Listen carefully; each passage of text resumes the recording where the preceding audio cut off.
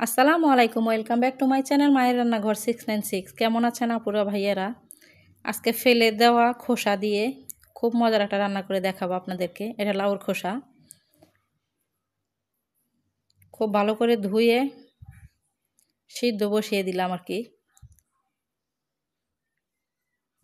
সিদ্ধ হয়ে গেছে, পানিটা ছেঁকে নিব। পাঙ্গাস মাছ দিয়ে আজকে রান্না করে দেখাবো, তাই পাঙ্গাস মাছের স্বাদ মতো লবণ, হলুদ আর একটু লেবুর রস দিয়ে দিব। যারা পাঙ্গাস মাছ একেবারেই খেতে চায় না, এভাবে একবার রান্না করে খাওয়ালে তারাই বারবার বলবে যে একটু রান্না করে দাও ওইভাবে। কোনো গন্ধবাস কিছু থাকবে না। লেবুর রসটা দিয়ে অবশ্যই 10 মিনিট এভাবে মাখিয়ে রাখবো পাঙ্গাস মাছটাকে।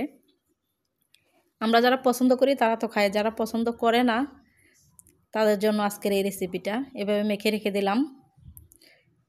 পাটায় লাউর খোসাটা নিয়ে নিয়েছি, আর এখানে নিয়ে নিচ্ছি হাফ চা চামচের মতন ধনিয়া এবং আস্ত জিরে আর কি, 2 কোয়া রসুন আর 2-3টা কাঁচামরিচ।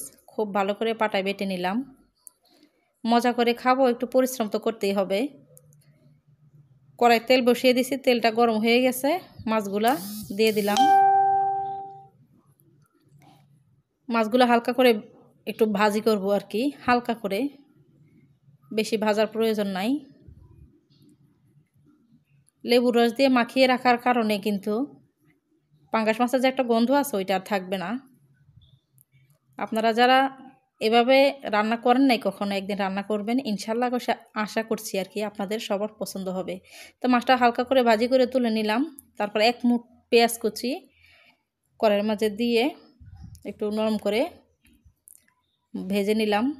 তারপর আগে থেকে বেটে রাখা যে লাউর খোসাটা আছে মশলা সহ ওইটা দিয়ে দিলাম। 1 মিনিটের মতো একটু ভেজে নিব, যে কাঁচা মশলার গন্ধটা ওটা যেন চলে যায়। দিয়ে দিলাম স্বাদ মতো লবণ, যেহেতু আগে লবণ দিছি মাছে অবশ্যই বুঝে দিতে হবে আর কি। তারপর স্বাদ মতো হলুদের গুঁড়া, স্বাদ মতো মরিচের গুঁড়া দিয়ে সামান্য ঝোলের পানি দিয়ে দিলাম। একটু অপেক্ষা করব ফুটে ওঠার জন্য। বিশ্বাস করবেন না, এটা এত মজা হয়েছিল আপুরা ভাইয়েরা। আপনারা কে কোথা থেকে আমার রান্নাটা দেখছেন, যদি ভালো লাগে কমেন্ট করে জানাবেন, আর অবশ্যই বাসায় একবার ট্রাই করবেন। ঝোলের পানিটা ফুটে ওঠার পরে কিন্তু আমি মাছগুলো দিয়ে দিছি, আর কোনো পানি ব্যবহার করব না। এখন মাঝে মাঝে শুধু মাছটাকে একটু উল্টে পাল্টে দিব, যাতে মশলাগুলো মাছের সাথে খুব ভালো করে মিশে যায়।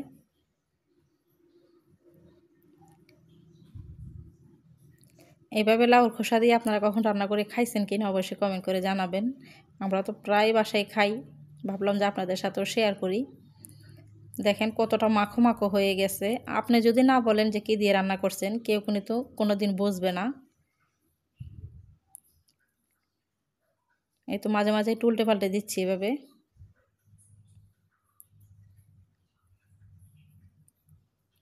এই রান্নাটা করতে কিন্তু বেশি সময় লাগে না।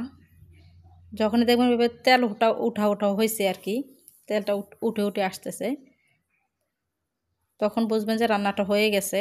তবুও সময় ধরে আমি আর একটু ভাজা ভাজা করে নিব। যতটা ভাজা ভাজা হবে ততটাই টেস্ট হবে। এই তো রান্না হয়ে গেছে আমার।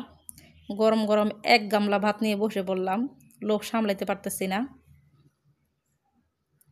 এমন একটা তরকারি হলে আর কিছুই কিন্তু লাগবে না পেট ভরে ভাত খাওয়ার জন্য আর কি।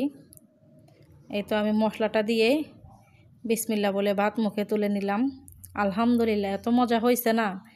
এই যে ঝোলটা, মশলাটা এটা দিয়ে ভাত খাওয়া হয়ে যাবে। যে যেখান থেকে আমার ভিডিওটা দেখছেন, আশা করি আল্লাহর রহমতে আপনারা সবাই ভালো আছেন। এতক্ষণ ধরে যারা ভিডিওটা দেখছেন কষ্ট করে, সবাইকে অসংখ্য অসংখ্য ধন্যবাদ।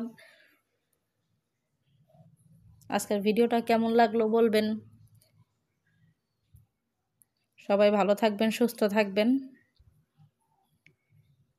মাছটাও এত টেস্ট হয়েছে, মানে বলার কোনো ভাষা নাই, মাশাল্লাহ।